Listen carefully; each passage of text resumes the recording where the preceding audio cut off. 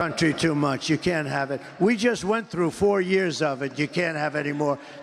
A country can only take so much. And then I won. And so the point is that I never did it before, right? I'm president of the United States, and I was never even a politician before. And I picked some great people, Lighthizer in trade, and we had a lot of great people. But what's interesting is it's all about the people. You got to have the right people. When you ran in 2016, the leaders and heroes of the Republican Party were the Bush and Cheney families. And is it weird for you to see Liz Cheney, that'd be Dick Cheney's repulsive little daughter, running against you with Kamala Harris?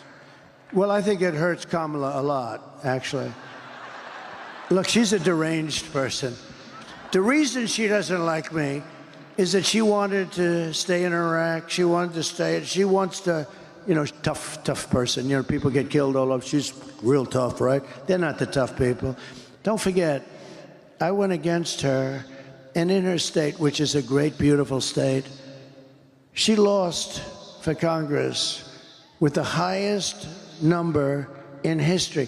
There has never been a congressperson that lost by almost 40 points. And the reason is because if they were ever in that situation, they'd quit.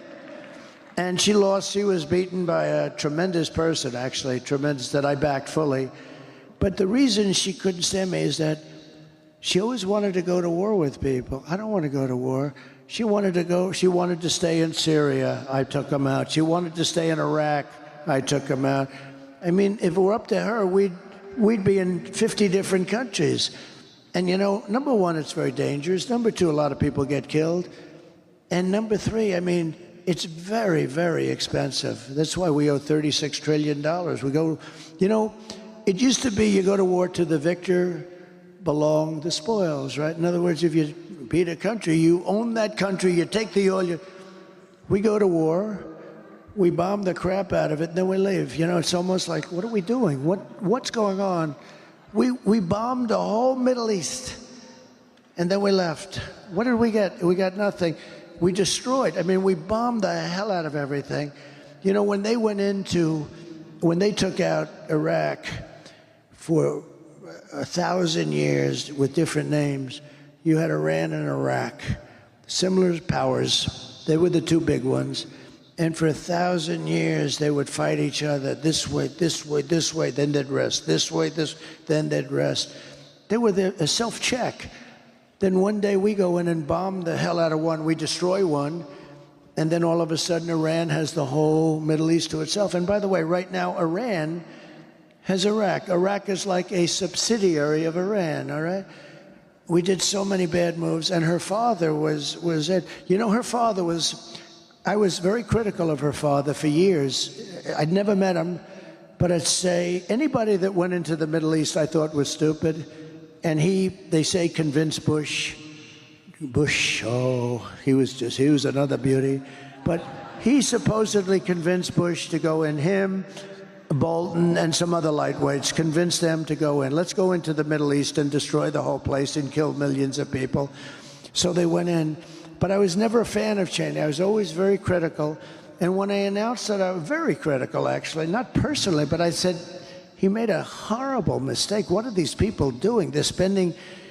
We spent $9 trillion with a T, not even with a B. Normally I say not million, billion, but now I say not billion, trillion. We spent $9 trillion bombing the hell out of the Middle East. And what the hell did we get other than lots of dead people, including our people? We got nothing. So I was very critical of him. And then I announced I was running, and I was shocked that he was one of the first people. He endorsed me immediately. I said, that's amazing. But he had something that was very interesting. He had Scooter Libby. I mean, these are little stories that are interesting. Scooter Libby was a man that could have done great destruction to Bush, and they left him behind. He was given to the prosecutors. They prosecuted him rather violently, and he was almost like a sacrificial lamb. And as somebody that knows a lot about what's happening, I said, you know, if I were ever president, I'd do something with that guy. That guy got treated very badly, Scooter Libby. And when I became president, I actually called Dick Cheney. I said, let me ask you about Scooter Libby. He was best friends. He was begging Bush to give Scooter Libby a pardon, but Bush didn't have the courage to do it. You know, it takes courage to give a pardon. It does take a certain courage because the press comes after you, et cetera, et cetera. And he didn't have the courage to give him. He should have given him a pardon, but he didn't have the guts to do it. But Scooter, and what happened is Dick Cheney, for years, for a long time, hated Bush. And don't let anyone tell you, he hated. He said, you don't leave your wounded behind. And I understand that. And Scooter Libby really saved Bush because he could have said things that would have been very dangerous for Bush in terms of getting impeached, in terms of going to jail, in terms of bad things happening. But Scooter Libby didn't do that. And in all fairness to Cheney, I give him credit for this. He was very loyal to him, but he couldn't get Bush to do what he should have done. I came into government, and I did what they should have done. They didn't have the guts to do it. I did it. And Scooter Libby was pardoned. I gave him a pardon. And I never met Scooter Libby, by the way. Never talked to him before that. And I got a call from Scooter Libby after I did that. And he broke down in tears, thanking me so much. And then Cheney called me, and he said, that was so incredible what you did for Scooter Libby, because he was really on Scooter Libby's. Scooter Libby took a lot of heat and took all of it and didn't say anything bad about Bush or Cheney or anything else. Could have done it, I know, because you have guys that do that, and you have guys that lie, which is worse, right? But you have guys that do that. But he was very loyal to them, and he suffered greatly. I released him. Cheney called me. He said, it's one of the nicest things I've ever seen done in politics. I said, look, I've heard for years he was treated unfairly.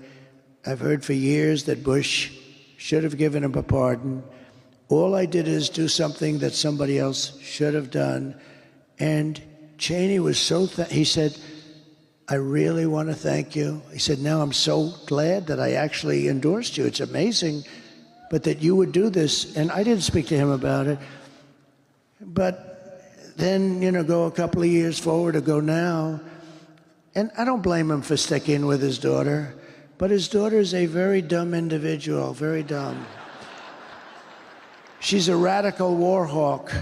Let's put her with a rifle standing there with 9 barrels shooting at her, okay? Let's see how she feels about it. When the guns are trained on her face. They're all war hawks when they're sitting in Washington in a nice building saying, oh, gee, let's send 10,000 troops right into the mouth of the enemy. But she's a stupid person. And I used to I'd have meetings with a lot of people, and she always wanted to go to war with people. So whether it's her, whether it's Dick, I was surprised a little bit with Dick Cheney. I didn't know him at all. I only had essentially the 1 or 2 phone calls, and it was only a call saying, thank you very much for doing that for Scooter Libby. That was nice. And Scooter Libby, by the way, was beyond that. He couldn't believe that it happened. Nobody would do it. They should have done that for him years before.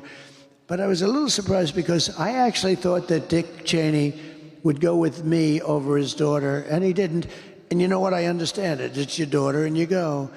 But she's a bad person. One other thing, they had the J6 committee, and I say this for the fake news back there. They learned a lot of phony things, like that I took on,